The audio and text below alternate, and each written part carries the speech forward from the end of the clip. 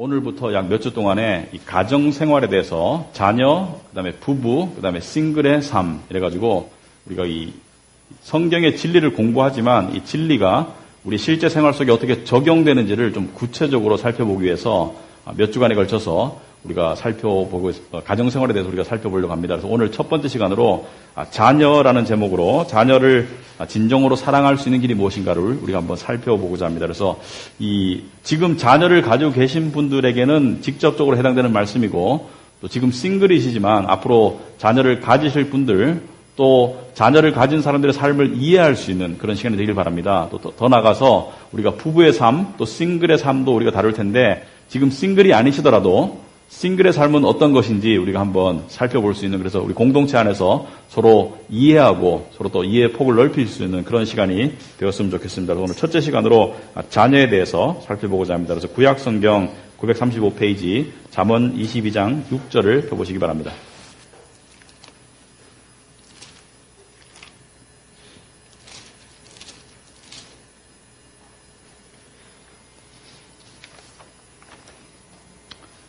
구약성경 잠언 22장 6절 하나님의 말씀입니다.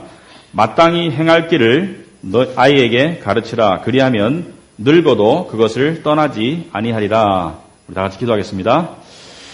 하나님 아버지, 우리가 당신을 아버지라고 부르며 또 당신의 말씀을 통해서 영적으로 또 육적으로 양육을 받고 있습니다. 우리에게는 또 자녀들이 주어졌습니다. 또 앞으로 자녀들을 가질 사람들도 있습니다. 아버지 하나님, 어떻게 하면 우리가 하나님의 뜻대로 또 하나님이 원하시는 가정과 또 자녀 양육을 우리가 이룰 수 있고 할 수 있는지를 우리가 알기를 원하오니 하나님께서 이 시간 우리에게 말씀하여 주시옵소서. 예수님 이름으로 기도하옵나이다. 아멘. 오늘 내용은 좀 이렇게 설교라기보다는 약간 이렇게 강의와 설교가 이렇게 섞인 것 같은 그런 내용일 것입니다. 자, 먼저 이 자녀 양육에 대해서 저도 부모의 입장으로서 저는 자녀 양육에 대해서 자신 있습니다라고 말할 수 있는 사람은 저를 포함해서 아무도 없을 것이다라고 생각합니다. 미국의 유명한 그 크리스천 카운셀러이면서 목사인 폴 트립이라는 사람이 있습니다. 폴 트립이라는 분이 굉장히 유명한 크리스천 카운셀러이고 이 가정의 삶에 대해서 책을 많이 쓰고 세미나도 많이 한 분인데 이런 말을 했어요. 무슨 말이냐면 부모의 역할은 힘든 것이다. 첫 마디가 부모의 역할은 힘든 것이다. 하지만 자녀를 키우는 것만큼 중요한 일도 별로 없을 것이다. 하나님은 부모를 통하여 자녀들의 영혼을 변화시키고 다듬어 가신다. 하나님은 부모를 통하여 자녀의 영혼을 변화시키시고 다듬어 가신다. 아주 굉장히 의미심장한 말이라고 생각합니다. 하나님은 우리 인간의 영혼을 다듬어 가시고 변화시켜 가시는데 자녀를 향해서 특별히 선택한 수단이 통로가 학교도 아니고 주일학교도 아니고 물론 도움은 되지만 부모이다, 부모. 그래서 부모의 역할이 상당히 중요하다. 그래서 이 말은 부모의 역할이 우리 자녀가 앞으로 살아가기에 필요한 생존의 기술을 습득시켜주고 그리고 공부시켜주는 것 이상의 역할이 필요하다는 것을 이야기하고 있습니다. 단지 공부시켜주고 또 생존의 기술을 습득하는 것은 돈으로도 또 시간으로도 해결할 수 있지만 자녀의 영혼을 변화시키고 다듬어 가는 것은 굉장히 힘든 일이다. 왜 그러냐면 나도 잘 안 바뀌기가 힘든데 자녀를 어떻게 변화시킬 수 있는가. 그래서 오늘 우리가 한번 고민을 해보기를 원합니다. 자, 오늘날 많은 사람들이 솔직히 말하면 많은 사람들이 자녀를 어떻게 키워야 될지 몰라요. 그래서 이 심리학 용어에 성인 아이라는 것이 있습니다. 몸집은 크고 나이는 들었는데 이 성숙도나 소위 말해서 철이 들지 못한 부모들이 너무 많아서 그 밑에서 커가는 아이들이 굉장히 힘들어하고 그리고 해야 될 이 외향적인 성숙은 이루지만 내적인 내면적인 성숙을 이루지 못하는 그래서 최근에 한 예로 우리 그 총기 사건이 있었죠. 근데 관심사병을 GOP 경계해가지고 그 사람이 이렇게 이 사고를 저질렀죠. 그래서 관심사병이라는 것은 이 주의를 요하는 사고를 칠 수 있는 그러한 이 병사들로 구별된 사람인데 그래서 사회에서 그렇게 말했습니다. 왜 관심사병을 그 위험한 GOP 경계를 하도록 만들었느냐. 그러니까 군대에서 하는 말이 관심사병이 전체 사병의 20%랍니다. 그러므로 관심사병을 다 빼고 나면 GOP나 이 중요한 근무를 설 수 있는 군인 숫자가 부족하기 때문에 관심사병 중에서도 등급이 조금 밑에 있는 사람들은 집어넣을 수밖에 없다. 그러니까 또 사회에서 하는 말이 군대를 향해서 그렇다면 훈련을 똑바로 시키지 왜 그런 위험한 일을 하도록 그렇게 지도를 안 하고 훈련을 안 했냐라고 말하니까 군대에서 뭐라 그래요? 아니 20년 동안 그렇게 커온 사람을 제가 국방부 대변인 아닌데 말하는지 모르겠네요. 20년 동안 그렇게 커온 사람을 군대에 갖다 놓고 몇 달 훈련시킨다고 사람이 바뀌냐고 그렇게 옥신각신하는 것을 볼 수 있는데 참 아이러니하지 않습니까? 과거 어느 시대보다도 더 많은 시간과 더 많은 열정과 더 많은 돈을 투자해서 과거에는 대여섯 명씩 낳던 아이를 지금은 한두 명밖에 안 낳죠. 올인하겠다고. 그렇게 열심히 키웠는데 특히 베이비붐 세대가 열심히 키웠는데 왜 우리 아이들은 나약하고 더 그리고 사회성이 떨어지고 그리고 행복하지 않은가? 굉장히 우리가 생각해 봐야 될 문제입니다. 오늘날 이 자녀를 키운다는 것, 또 자녀로서 살아간다는 것은 과거 어느 때보다도 힘든 시대를 우리가 살고 있습니다. 두 가지 이유 때문에. 첫째는 우리 자녀의 입장에서 봤을 때 여러분도 마찬가지죠. 지금 우리가 소위 말하는 민주주의 사회, 자본주의 사회를 살아간다는 것은 얼핏 생각하면 과거의 봉건 시대에 비해서 이 자유와 선택이 많이 주어졌기 때문에 더 행복할 것 같은데 사실은 그렇지 않은 면도 상당히 있어요. 왜 그러냐면 이 과거에는 자유와 선택은 많이 제한이 되었지만 모든 것들이 결정된 부분이 많아요. 중요한 것들이. 예를 들어서 거주 이전의 자유 제한이 되었지만 태어난 곳에서 그냥 살면 되었습니다. 직업 부모가 하던 거 대충 물려받으면 돼요. 부모가 농부이면 나도 농사 짓고 부모가 뭐 이렇게 장사하면 나도 장사하고 그리고 부모가 관직에 나가면 나도 관직에 나가면 되고 그리고 결혼 오늘날처럼 스스로 선택하고 따지고 할 필요가 없죠. 다 정해져서 그냥 첫날 밤에 얼굴 볼 수 있는 그런 시대. 여러분 그런 시대가 싫다고만 생각하겠지만 그런 시대의 사람들과 오늘날 사람들을 비교해 보니까 한 가지 차이점이 있는데 뚜렷한 차이점이 뭐냐면 그 시대의 사람들은 정서적으로 정체성이 확실히 확립되어서 안정되어 있더라. 왜냐하면 이미 주어진 것을 받아들이면 돼요.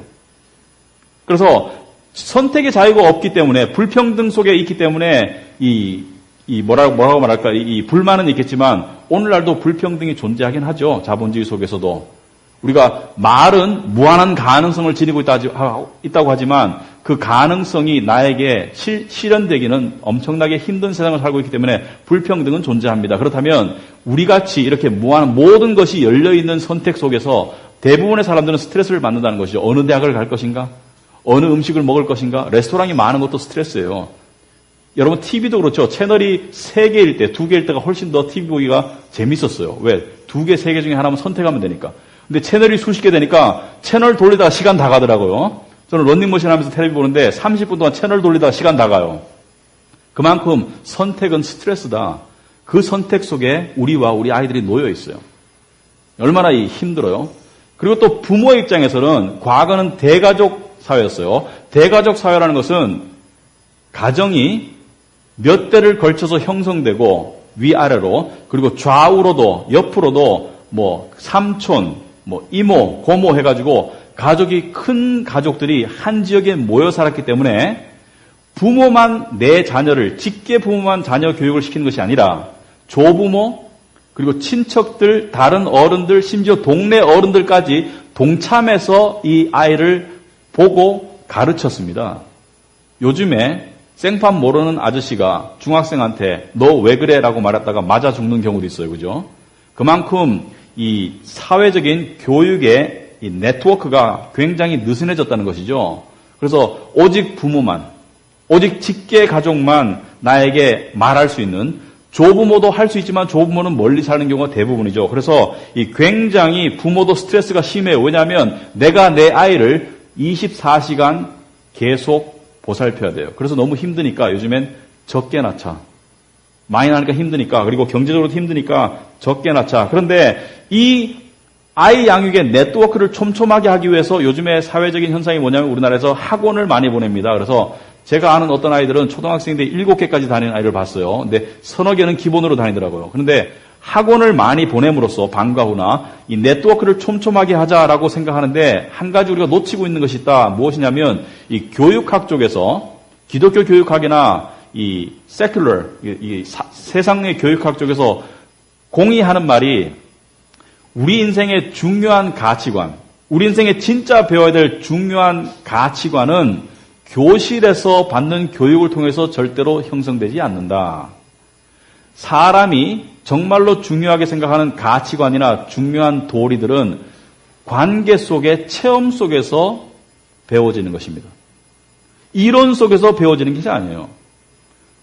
예를 들어서 여러분이 사람이 사는데 가장 중요한 것이 소속감과 그 다음에 그 정체성입니다. 안정감. 그죠? 소속감과 안정감. 여러분, 소속감과 안정감이 이 교실 안에서 이론으로 주어질 수 있습니까? 절대로 안 주어집니다. 소속감과 안정감을 줄 수 있는 관계와 공동체 속에서 그 소속감과 안정감을 체험함을 통해서 나에게 내재화되는 것이고, 그것이 습득된 사람이 다른 사람에게 그것을 전달해 줄 수가 있어요. 그래서 우리 말로 고기도 먹어본 사람이 맛을 안다 그러죠. 그래서 내가 정말 가져야 될 중요한 정체성을 내가 배워본 사람이, 먹어본 사람이 그것을 남에게 전달해 줄 수가 있다. 그런데 우리 지금 시대에는 소속감과 안정감이 상당히 결여되어 있습니다. 대부분의 소속감들이 굉장히 찰나적이고 일시적이에요. 왜냐하면 직업도 회사도 많이 바꾸죠. 옛날 같으면 내가 대장장이로서 대장간에 일하면 거기서 평생 일할 가망이 많아요. 그러므로 확고한 소속감이 있어요. 그렇지만 오늘날은 그렇지 않아요. 그래서 오늘날 사람들이 굉장히 불안하고 그다음에 자녀 양육하기가 굉장히 힘든 시대를 살고 있는데, 자, 이 시대 속에서 우리는 지금 그래도 부모로서 우리 자녀에게 최대한의 행복한 삶을 보장해 주기 위해서, 도와주기 위해서 열심히들 노력하고 있습니다. 노력 안 하는 건 아닙니다. 노력하고 있어요. 우리 나름대로는. 그런데 왜 우리 아이들은 행복하지 않은가? 제 말이 아니라 조선일보에서 몇 년 전에 조사해 보니까 한국 사람들의 자살률만 1등이 아니라 한국 아이들의 행복도가 세계에서 꼴찌예요. 왜 행복하지 않은가? 돈을 이만큼 쓰고 정성을 이만큼 쏟아붓는데 뭔가 우리 자녀 양육 방식에 문제가 있지 않은가? 우리가 성경적으로 한번 살펴봐야 되겠다. 그래서 저는 이렇게 말하고 있습니다. 커다란 전제를. 우리는 자녀의 행복을 위해서 열심히 노력하지만 우리의 열심 가운데 나쁜 씨앗이 뿌려지고 있다. 라고 말씀드리고 싶습니다. 그래서 세 가지를 오늘 살펴보겠습니다. 첫째는 자녀 양육에 있어서 나타나는 문제점들이 무엇인가, 문제 유형들이. 둘째로는 자녀 양육에 있어서 가장 일반적이고 나쁜 동기가 무엇인가, 어떤 동기가 가장 일반적이고 나쁜 동기인가, 그리고 마지막으로 그렇다면 어떻게 동기의 전환을 해야 되는가, 어떻게 자녀 양육을 해야 되는가, 크리스찬으로서 특별해요. 그렇다면 자녀 양육의 문제점들이 무엇인가, 어떤 유형들이 있는가. 자, 대부분의 부모들은 우리 자녀를 미워하는 부모는 없어요. 물론 가끔 그래가지고 경찰에 잡혀가는 사람도 있지만, 학대에서. 대부분의 부모는 자녀가 행복하기를 원하고 자녀가 꿋꿋하게 살아갈 수 있도록 열심을 다해서 도와주는데, 우리의 도움의 노력 가운데 은연중에 우리가 모르는 사이에 우리가 자녀를 망칠 때가 많아요. 그 대표적인 유형이 자녀 숭배의 유형이다. 우리는 많은 사람들이 자녀를 지금 숭배하고 있어요. 무슨 말이냐면, 이 과거 시대에는 자녀 위에 군림하는 시대였어요, 부모가. 그래서 부모에게 다가가기조차 힘들었어요. 특히 아버지가. 그래서 거리감이 느껴지고 권위와 엄격한 규칙들이 있고, 그리고 그것을 어겼을 때에는 무자비한 체벌을 받는 경우가 많았고, 그리고 부모로부터 자녀에게 정말 실현하기 힘든 그러한 이 목표치가 상당히 많이 부과됐었습니다. 나중에 커서 뭐가 될래? 여러분 어렸을 때 가장 많이 듣던 질문이 뭐였어요? 커서 뭐가 될래? 이 자유로운 질문이 아니라 그 중에 우리 아이 같이 옥수수 장사 하고 싶어요. 그러면 주먹 날라오겠죠.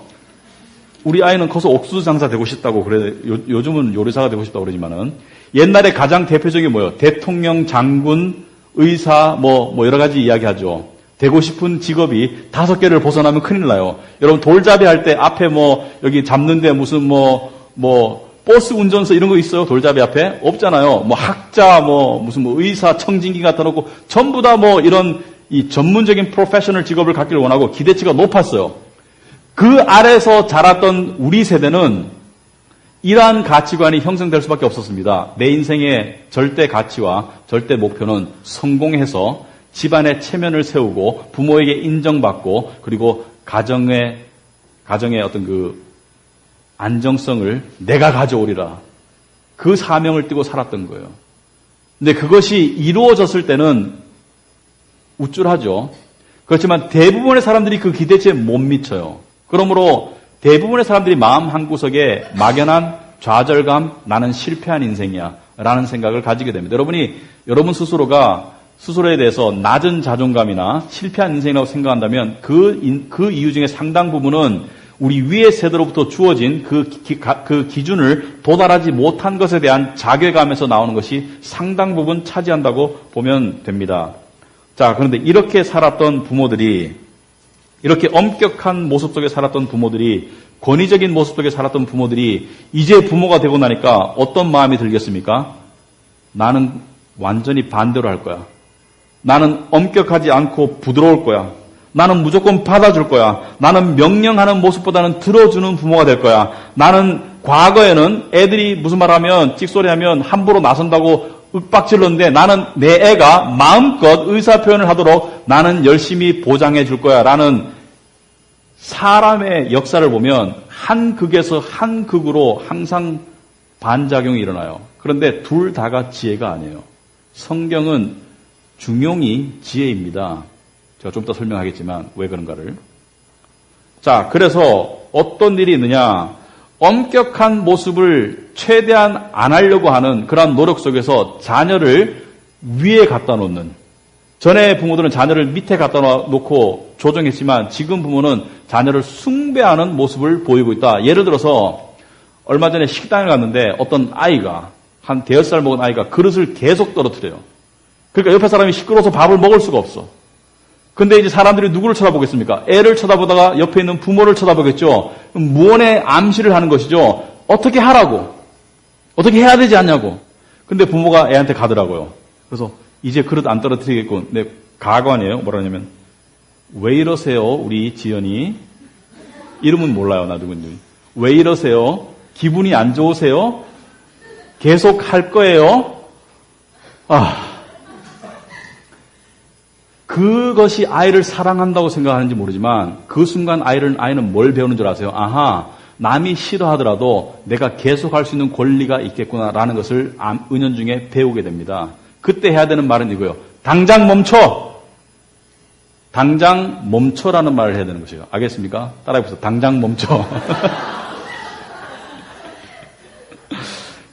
따라하지 마시고. 자, 우리는 그럴 때 옳은 길을, 남에게 방해되는 에티켓이 안 되는 행위를 멈춰야 되는 옳은 길을 가르쳐야 되는 기회를 박탈하고 그 아이가 스포일되도록, 그 아이가 망가지도록 우리가 만드는 역할을 한다. 근데 그 부모는 자식을 사랑하는 마음에서 내 아이를 이 따가운 시선을 내가 다 막아줄게, 계속 떨어뜨려 이렇게 하고 있는 것이죠. 이게 사랑입니까, 여러분? 그 아이가 커서 계속 그렇게 행동한다면 관심사병이 되는 거예요, 관심사병이. 내가 쏘고 싶을 때 쏘는 사병이 되는 거예요, 여러분. 제가 좀 말이 지나실지 모르지만 여러분 심각한 문제입니다. 당장에는 기분 좋을 수 있지만 아이에게 인간의 죄의 본성의 뿌리가 무엇입니까? 자기중심성, self-centeredness, selfishness. 자기중심성이 인간죄의 본성인데 거기다가 그 자기중심성이 계속 커지라고 부모가 이렇게 나쁜 영양분을 주고 있는 거랑 마찬가지다. 오늘 본문 말씀이 뭐라고 되어 있습니까? 마땅히 행할 길을 아이에게 가르치라. 여기서 가르치라고 되는데 원어상에 train 뭐예요? 훈련시켜라. 훈련은 뭐예요? 지식의 전달이 아니라 행동을 고치고 보여줘라. train 한다는 것은, 훈련은 엄격함을 내포하는 것이죠. 엄격하지 않은 훈련이 됩니까, 여러분? 여러분이 PT 받을 때, PT 선생님이, 여러분 그 비싼 돈 내고 PT를 왜 받습니까? 아주 막 숨이 깔딱깔딱 넘어갈 때까지 시키잖아요. 그럴 때 PT 선생님이 어떻게 오늘은 해드릴까요? 오늘은 이만큼 하면 되겠어요? 라고 물으면 여러분 끊겠어요? 안 끊겠어요? 훈련이 안 되겠죠? 마찬가지죠. 절대로 자식을 인격적으로는 대해야 돼. 절대로 확고한 옳음이 보이는데 자식에게 구걸하지 마세요. 그 옳음을 가르치는 것이 그 자식을 위하는 길입니다. 자, 두 번째로, 많은 부모들이 자기 스스로의 행복 자화상을 가지고 있는 것 같아요. 행복 자화상. 인간이 행복하려면 이래야 돼.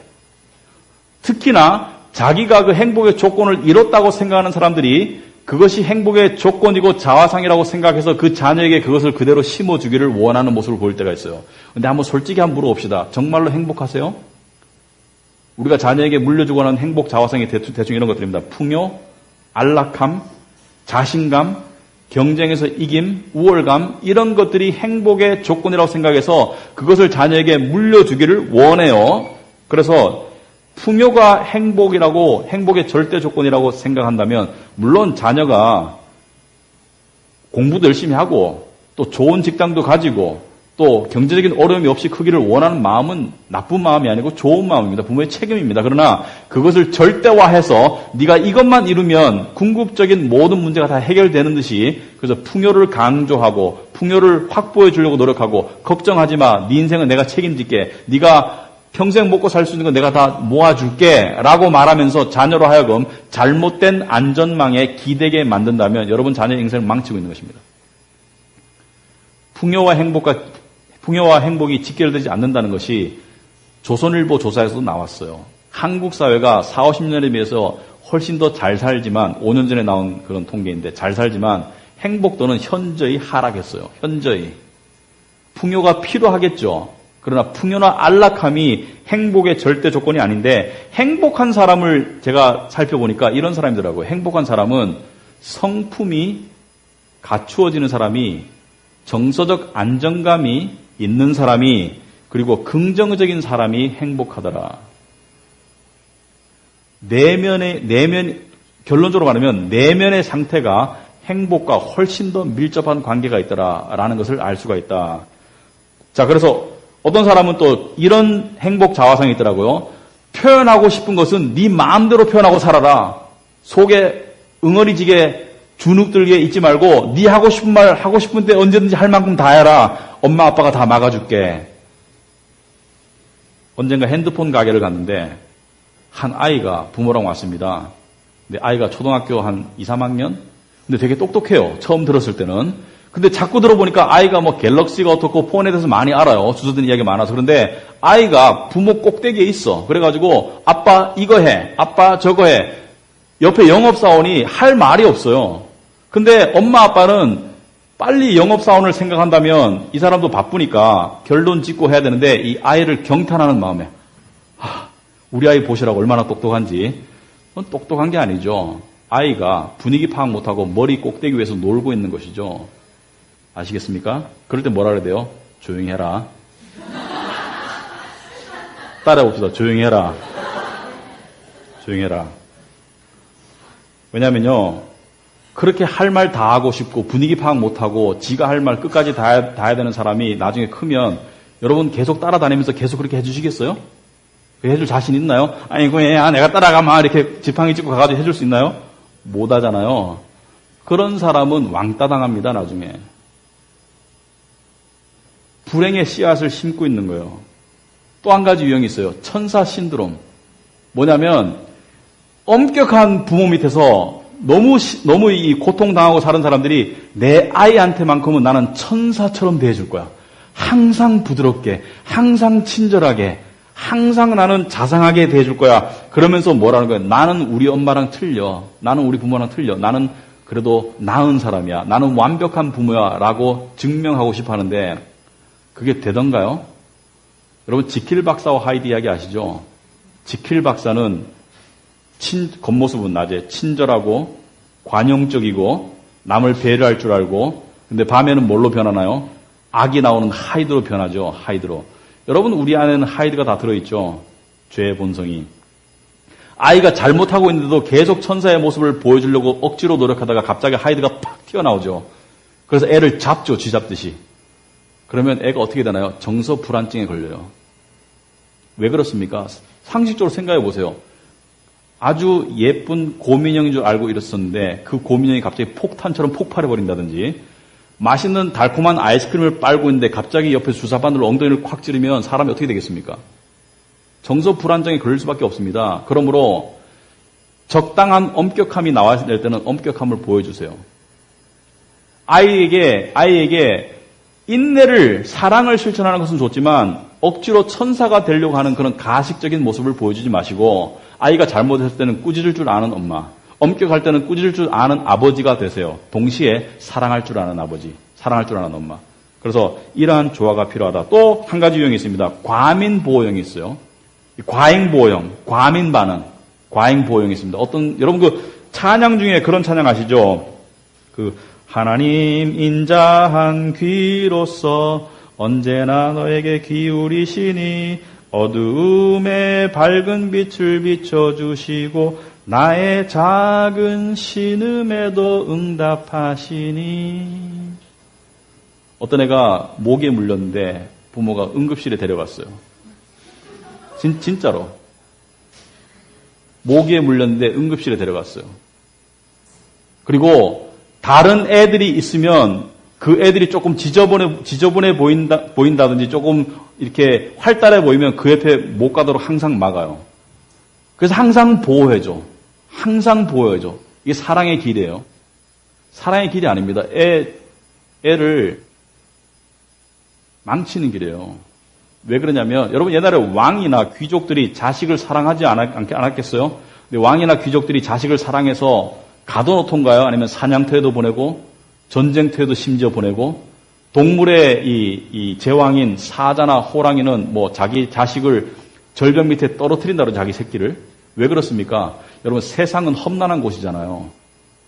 험난한 곳에 견디고 이기려는 내성을 길러주려면 부모가 지켜는 봐야 돼요. 너무 심하게 다가와서 애가 망가지면 안 되니까. 그러나 적당한 내성을 기를 수 있도록 계속 열어줘야 되죠. 계속 당하는 것을 지켜봐주고 보호해주긴 하지만 당하는 것 자체를 막아주면 그럼 끝까지 따라다니면서 계속 그렇게 해줄 것인가? 학교까지 계속 따라가고 결혼해도 나도 너랑 같이 살게. 네 아내의, 네 남편의 그 폭력적인 언어로부터 내가 너를 지켜주고 보호해줄게. 안 되잖아요, 여러분. 강남에 몇 년 전에 의사들이 조사를 해보니까 강남에 있는 아이들이 시골 아이들보다 감기가 훨씬 더 잘 걸리고 걸리면 오래 간답니다. 왜냐하면 그만큼 시골 아이들은 마음껏 뛰어노는데 얘들은 버스 안에서만 살았어. 학원 가고 학교 가고 교실 안에서만. 면역성이 떨어진다는 것이죠. 자, 이렇게 우리 아이들을 키우면 우리 아이들이 어떻게 될 것인가 한번 생각해 보시기 바랍니다. 물론 여기 여러분들이 그렇다는 게 아닙니다. 지금 일반적으로 그런 것이 많다. 그런데 어떻게 될 것인가? 나약한 아이를 만듭니다. 사회성이 떨어지는 아이를 만들어요. 소셜 큐가 떨어지는 아이를. 그리고 이 남을 배려할 줄 모르는 외로운 아이를 만듭니다. 여러분, 세상 사람들이 가장 병들어 있으면서 가장 싫어하는 게 뭐예요? 자기중심성. 다 자기중심성을 가지고 있지만 자기중심성을 가지고 있는 사람들을 참 싫어요. 여러분이 그 관계가 잘 안 맺어지는 사람들이 있어요. 어떤 사람들 보면 왜 만나면 자기 얘기만 하는 사람이 있어. 그러면 옆 사람이 계속 듣다가 지치죠. 다음에 또 만나고 싶겠어요? 안 만나고 싶죠. 자기 얘기만 계속하면 자기 얘기도 하지만 남의 얘기도 들어주는 사람이 돼야 되겠죠. 소셜 큐가 있고 배려할 줄 아는 사람. 어떻게 그걸 누가 만들어주겠어요, 여러분? 성품의 상당 부분은 취약 전에 형성이 됩니다. 여러분이 지금 자식을 키우고 있거나 아직 예비 부모인 분들 잘 들어보시기 바랍니다. 처음부터 여러분이 그 아이가 마땅히 행할 길을 가도록 가르쳐 주어야 돼요. 그 마땅히 행할 길이라는 것은 내가 그 아이가 가기를 원하는 길이 아니에요, 여러분. 여러분은 마땅히 행할 길을 몰라요. 여기서 말하는 마땅히 행할 길이라는 것은 the way he should go.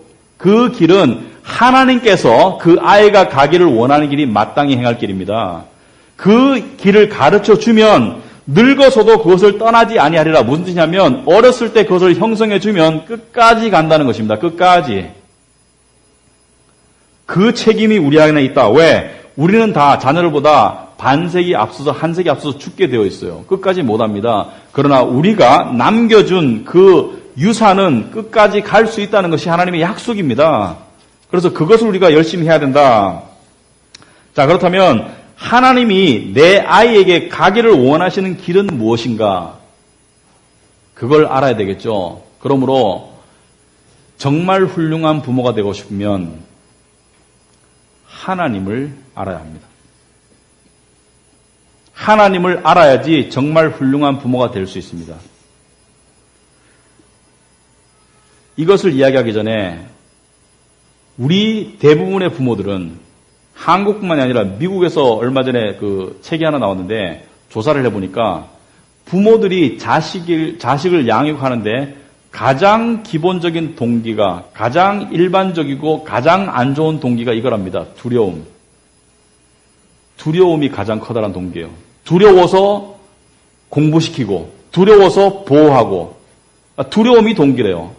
애가 불행해질까봐, 애가 인생이 실패할까봐, 친구한테 왕따 당할까봐, 결혼생활 잘못될까봐, 하여튼 두려움 때문에 막 애를 이렇게 양육하는 그 가장 커다란 동기가 두려움이랍니다. 그리고 결론적으로 내 애가 잘못 커서 내 인생이 실패했다는 낙인이 찍힐까봐 두려운 것이죠. 초등학교를 보내보니까 애가 학교를 가니까 부모들이 학교를 엄청나게 찾아오시잖아요. 그죠? 찾아오는데 이 부모들이 서로 막 관계를 형성하려고 그래요. 근데 이 관계를 형성하는 가운데 이 재밌어서가 아니라 못 낄까봐 두려워하는 걸 많이 봤습니다. 어느 집에 애가 생일 파티를 했는데 7명 초대했어요. 30명 아이들 중에서 거기에 초대를 못 받았어. 거기에 대한 두려움. 그래서 다음에 자기가 생일할 때는 많이 초대해가지고 그리고 초대 안 하는 애는 살짝 빼는 그 보복도 하고. 그러니까 두려움에 의해서 이 부모들이 막 치맛바람을 일으키고 같이 차 마시고 그리고 누구누구 엄마 모였는데 나는 빠진 것에 대한 굉장히 두려움이죠. 거기서 무슨 얘기가 오갔을까봐 계속 전화해서 물어보고 그 동기가 뭐예요? 애에서 관심이 있어서 아니에요. 두려워서. 근데 두려움에 사로잡힌 부모는 두려움에 사로잡힌 아이를 만듭니다. 두려움에 사로잡힌 부모는 아이는 말을 통해서 배우는 게 아니라 부모의 행동을 배워요. 두려움에 사로잡힌 아이를 만든다. 그래서 두려워서 공부하고. 여러분 애들 중에 공부가 막 재밌고 또 물론 공부가 항상 재밌을 수는 없지만 미래를 위해서 어떤 그 의미 있는 공부를 하는 것이 아니라 시험 성적이 내려갈까 봐 두려워서 막 그 공부하는 고3 아이들, 고2 아이들 우리나라에 많잖아요. 생리가 6개월 동안 안 나오고 뭐 이런 아이들 많잖아요. 두려워서 대학 생활을 즐기지를 못해. 직장 그 두려워서 스펙 쌓느라고. 여러분 같은 노력을 하더라도 동기가 두려움인가 아니면 동기가 긍정적인 마인드인가에 따라 가지고 그 사람의 성품이 180도 달라져요. 두려움에 사로잡힌 사람은 그 자리를 이루어도 즐기지를 못합니다. 왜? 유지하기에 바빠가지고.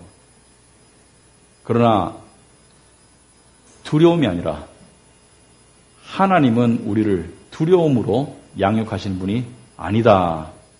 하나님은 어떻게 우리를 양육하시고 하나님은 우리 부모들이 어떻게 우리 자녀를 양육하기를 원하는가? 하나님이 원하시는 방법은 은혜입니다. 은혜, grace. 은혜입니다. 은혜가 뭔지를 아세요? 은혜가 뭔지를 알아야지 자녀를 은혜로 양육할 수가 있습니다.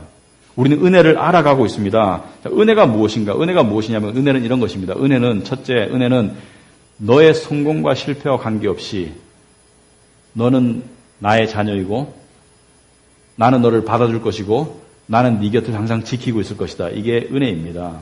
이게 은혜예요. 여러분 같은 자녀가 있는데 여러분 자녀들에게 물어보세요. 너 커서 뭐 될래?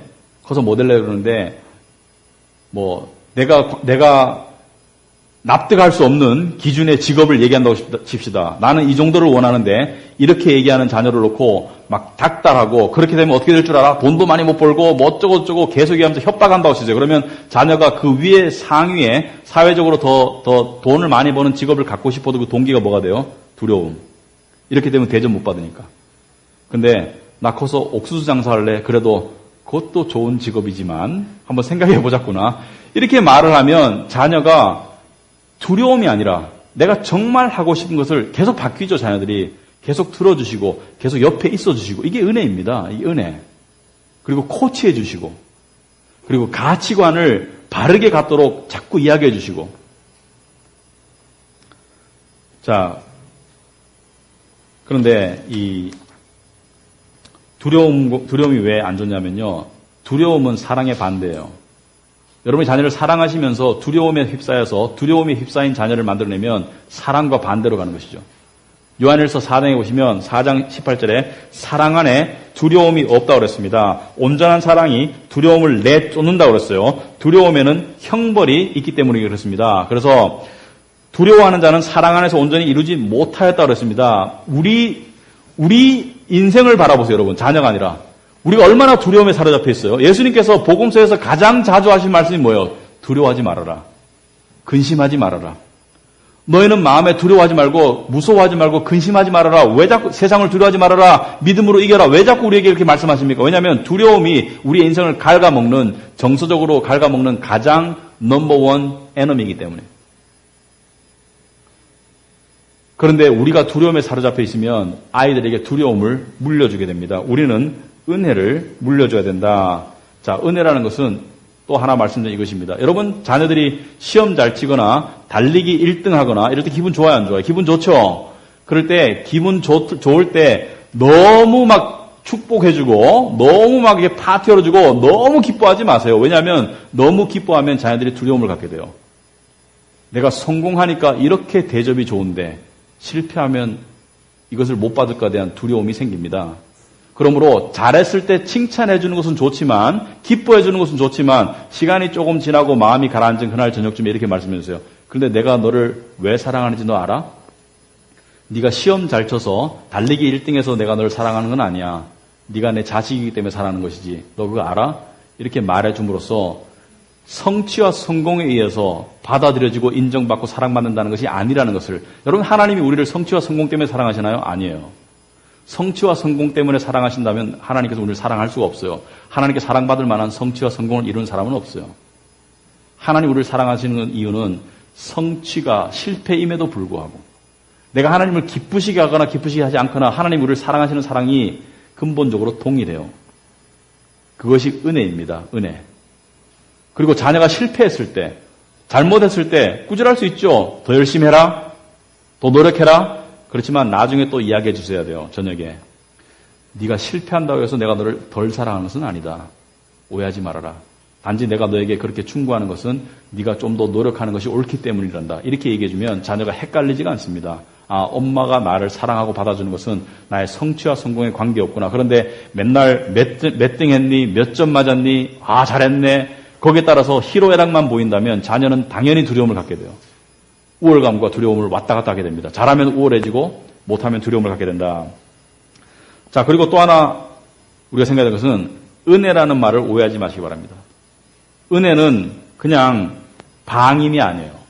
무조건 오냐오냐 하는 것이 아닙니다. 은혜가 진정한 은혜는 순종이나 훈련 그리고 통제가 없는 상태를 의미하는 것이 아닙니다. 하나님의 은혜는 사랑에서 나오는 엄격하심과 부드러움의 완벽한 조화가 은혜입니다. 사랑에서 나오는 엄격함과 부드러움의 조화가 은혜이지 부드러운 것만은 은혜가 아니라 방임이에요. 또 엄격함만은 은혜가 아니라 그것은 아이를 이 로봇으로 만들게 돼요. 그래서 엄격함과 부드러움을 조화롭게 지혜롭게 쓸 수 있는 것을 지혜라고 합니다. 우리가 이것을 예수님과 하나님과의 관계에서 볼 수가 있습니다. 하나님은 당신의 아들 예수 그리스도를 사랑하셨죠. 그래서 이런 말씀을 가끔 하셨어요. 예수님께서 예를 들어서 마태복음 3장에 보니까 세례를 받으셨을 때 이 성령이 비둘기같이 내려오셨을 때 하나님께서 하늘로부터 말씀하시기를 이렇게 말씀하셨습니다. 이 예수는 내 사랑하는 아들이요 내 기뻐하는 자이다. 내가 사랑하고 내가 내 기쁨의 원천이다. 내 아이를 사랑한다. 그런데 이 하나님께서 예수님 보고 뭐라고 했어요? 십자가에 가거라. 엄격하셨어요. 겟세마네 동산에서 아버지 이 잔을 옮겨 주옵소서라고 말씀하셨을 때 정해진 원칙에 따라서 아버지는 아들이 그 길을 가도록 엄격하게 통제하셨습니다. 이것이 은혜입니다. 왜냐하면 그 길이 옳은 길이기 때문에. 그래서 예수님께서는 지금 하나님 우편에 앉아 계시고 그 십자가의 공로를 통해서 이루어진 하나님 구원받은 백성들로 구성된 하나님 나라의 왕이 되셨죠. 그 순종의 길을 통해서 영광의 길이 또 주어진 것이다. 그래서 부모로서 원칙을 세워야 합니다. 저도 이게 잘 안 되는 부분인데 집에 원칙이 세워졌으면 그 원칙을 변경할 수 있어요. 아, 잘못된 원칙은. 그러나 잘못되지 않았다는 확신이 들면 두 사람이 힘을 합쳐서 꾸준하게 밀고 나가시기 바랍니다.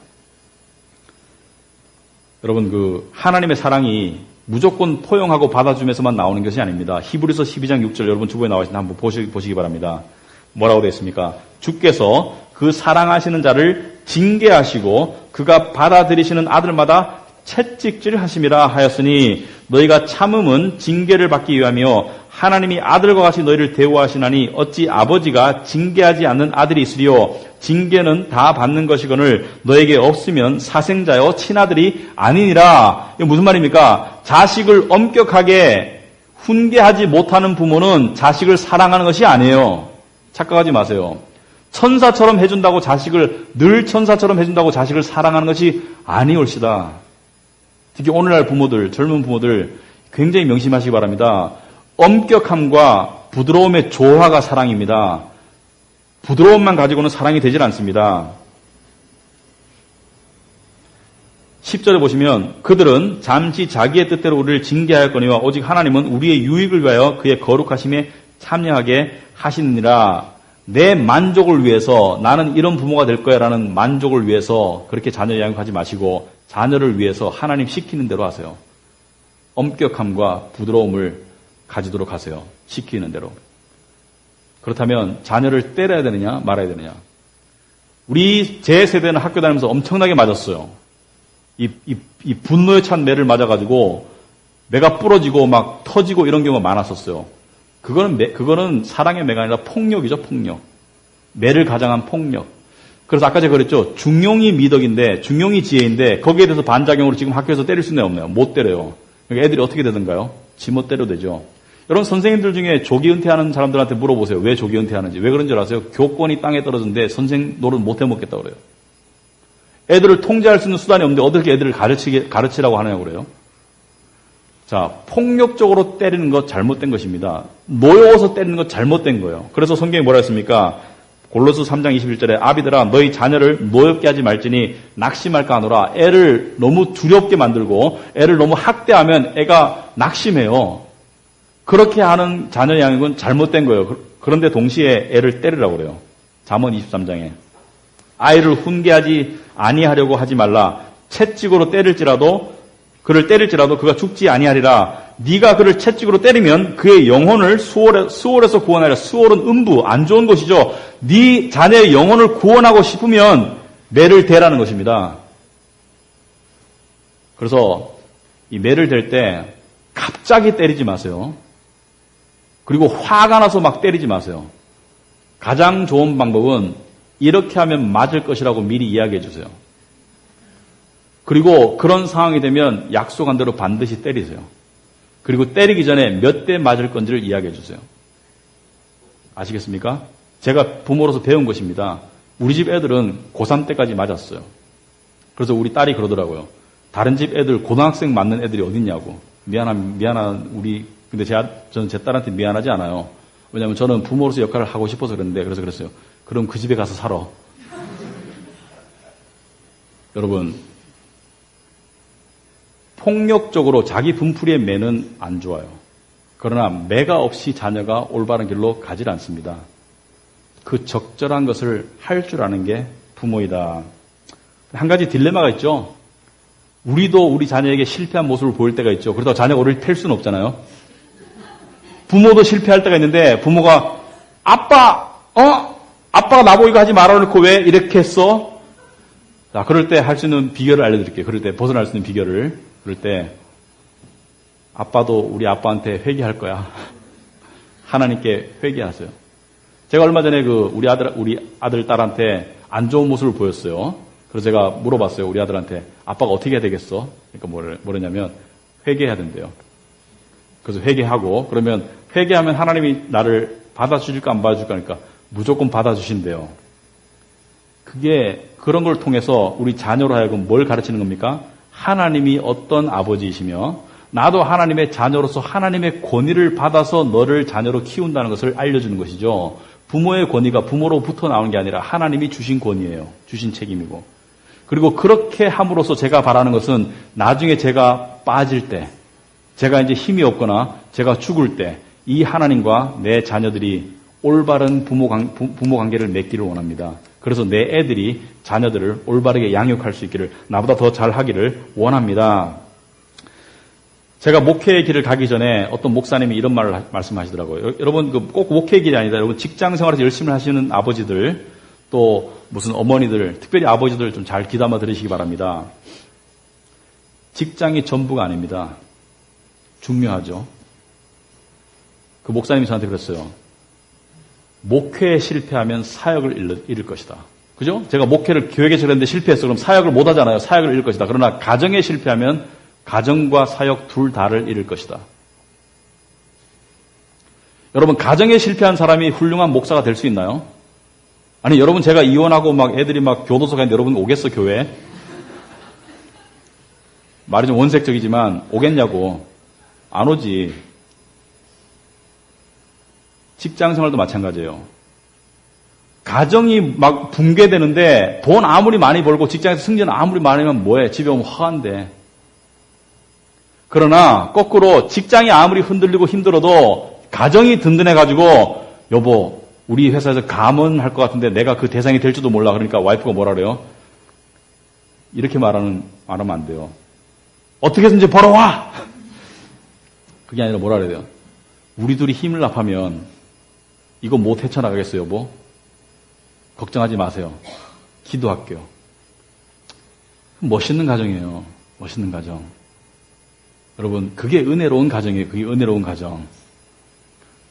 가정은 교회의 가장 작은 집단입니다. 하나님께서 우리 외로운 인생에게 주신 정말 보루예요. 가정들이 건강하면 교회는 저절로 건강하게 되어 있습니다. 가정들이 이렇게 세워지면. 그래서 우리도 가족부 있고 청년부 있고 지금 결혼하는 사람들도 있고 하지만 정말 우리가 함께 일을 해나가야 됩니다. 함께 일을 해나가자. 이 부모의 역할은 자녀를 향한 하나님의 가장 고귀한 부르심 중에 하나입니다. 저도 최근에 이것을 깨닫기 시작하고 있어요. 처음에 교회에 계셨을 때는 거의 가정을 팽개쳤었는데 계속 경고음이 들려왔지만 제가 무시하다가 이제 조금 정신을 차리고 나니까 참 후회도 되지만 지금이라도 정신 차린 것이 잘했다는 생각이 들어요. 왜냐하면 더 늦어버리면 돌이킬 수 없는 길을 가게 됩니다. 특히 사회생활하는 아버지들 잘 기억하시기 바랍니다. 그리고 자녀들에게 생존만을 가르치지 마세요. 생명을 가르치세요. 세상 살아가는 기술, 학벌 뭐 이런 거 필요해요. 그걸 등한시하라는 게 아니에요. 그러나 생명이 더 중요합니다. 성품과 인격과 긍정적인 마인드, 믿음, 신앙생활 이게 중요한 거예요. 그리고 우리 오늘은 매월 둘째 주는 우리 주일학교 학생들과 같이 예배를 드리죠. 왜 이렇게 예배를 드리는지 아십니까? 이 예배를 통해서 가족끼리 함께 하나님을 예배하는 그런 체험을 하게 하기 위해서. 그리고 하나님을 예배하는 것이 어떤 것인지를 체험하기 위해서 초등학생들만 이렇게 예배를 드립니다. 유치부는 아직 힘들고 중고등학생들은 예배를 들어올 수 있으니까. 근데 참 이 시간을 빌어서 우리 주일학교 선생님들, 유치부 선생님들, 중고등부 선생님들 너무나 감사합니다. 우리 부모가 다 할 수 없는 도리를 함께 해주셔서 감사합니다. 여러분들이 같이 동참해 주시는 그 노력 때문에 우리 아이가 성경 말씀 외우고 그리고 우리 아이가 영적으로 자라는 것을 봤을 때 나 혼자만의 힘으로 힘든 것을 우리 언약의 공동체 속에서 함께 해나가지고 할 수 있는 여러분들이 있어서 감사드리고 여러분들의 자녀가 태어나면 저도 여러분들에게 성의를 다할 것입니다. 우리 가족 마찬가지들도. 그리고 우리 아이들 정말 우리 부모를 이렇게 믿고 함께 커져서 고마운데 오늘 제가 설교 시간에 했던 말 잘 기억하시기 바랍니다. 앞으로 엄마가 매를 대더라도 사랑의 매라는 것을 이해하기 바라고 우리는 여러분들이 하나님을 사랑하고 이웃을 사랑하는 그런 아이로 자라기를 원합니다. 왜냐하면 그것이 우리의 책임이기 때문에. 여러분은 우리 것이기 이전에 하나님의 것입니다. 그리고 하나님의 은혜의 자녀들이 다 되기를 바랍니다. 기도하겠습니다.